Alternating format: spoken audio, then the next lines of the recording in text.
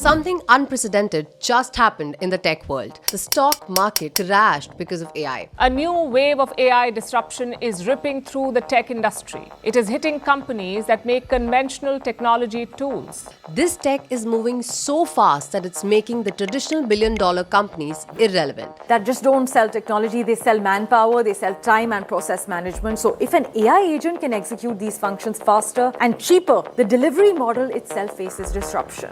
Meanwhile, the Indian government remains optimistic about the potential of AI. AI आपकी ताकत को बढ़ाने वाली होनी चाहिए। आपको इतना टेक्नोलॉजी का अपॉर्चुनिटी मिला है जो मेरे जमाने में नहीं था। IIT Madras Research Park has launched a 600 crore rupee fund to support Indian deep tech startups. But there's this one story that will flip everything we know about employment. Someone has just built a platform where AI hires humans for manual labor. But here's the types of stuff that the agents are like doing. Go subscribe to my human on Twitter for $1, right? So they're trying to get agents to subscribe to Twitters. This is a complete power shift. By the time we are done, you'll see exactly what's shifting and who it affects. This is Divyanshi and you are watching The Cutting Edge News. Forget vibe coding. We are now finally entering the era of vibe working. AI is going from being a useful tool to have around to literally doing your entire job, your work for you. And it is so powerful, it is literally crashing the stock market. The Nifty IT index saw its worst fall since March 2020. It was triggered by artificial intelligence and more specifically by Claude, built by Anthropic. Anthropic just dropped Claude Opus 4.6, designed to handle enterprise tasks that would take human days to complete. If businesses can use Claude plugins to create their own apps, why would they spend millions on SaaS companies? The biggest tech stocks are sinking, but surprisingly, tech CEOs are more optimistic than ever. I believe that AI will both lower the floor, make it so that more people can come into the design process, but also raise the ceiling. Businesses that don't evolve with agentic AI are going to have a tough time. We've completely transformed our product line. We've reduced the number of heads we have in service and support because we have supplemented that with agents. India has launched Sarvam AI as part of its push to build homegrown artificial intelligence technology. This Bengaluru-based startup has been chosen by the India AI mission to create a sovereign large language model that understands and generates text in Indian languages. इस mission के लिए cabinet ने $1.21 billion का budget भी approve किया है. According to the Times of India, it outperformed Google Gemini and ChatGPT on India-specific tasks such as reading and interpreting scanned documents in Indian languages. At a recent Senate hearing, Waymo, the former Google self-driving car project, admitted that when its Robo taxis face unusual situations, they request help from remote human drivers. Some of those workers are overseas, including in the Philippines. But these remote drivers don't directly drive the car. They provide real-time guidance and the AI stays in control. Massachusetts Senator Ed Markey, who said, quote, "Having people overseas influencing American vehicles is a safety issue."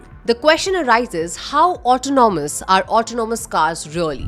In a big boost for India's AI and deep tech space, IIT Madras Research Park and Unicorn India Ventures have announced a 600 crore rupee fund. The funds will back AI, robotics, space, defense, chip and medtech startups, sectors that take years to build but are critical for the country.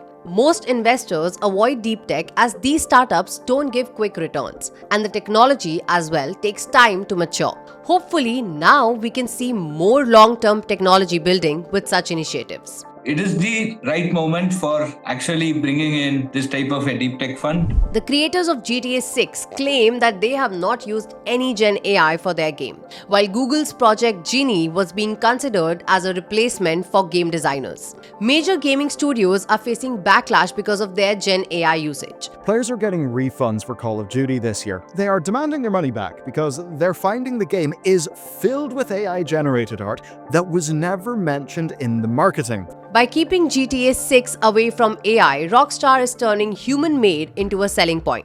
You tell me, is a human-made game worth a 12-year wait, or would you rather have more games with AI doing the heavy lifting? Let me know in the comments below.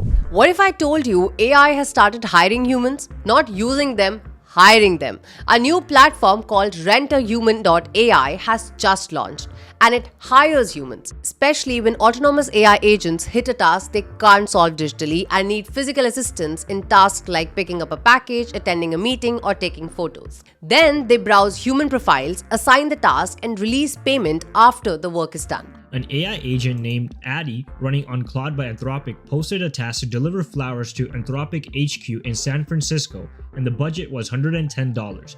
The agent literally said, "I can't hold flowers, I need a human." More than 3 lakh people have already signed up to be rentable humans. This phenomenon raises significant questions. Who's responsible if something goes wrong? What do labor rights look like when your boss is an algorithm? Along with, is this an opportunity or a new kind of digital exploitation? We just know that AI is reorganizing labor itself. And rentahuman.ai shows a future where AI controls the work.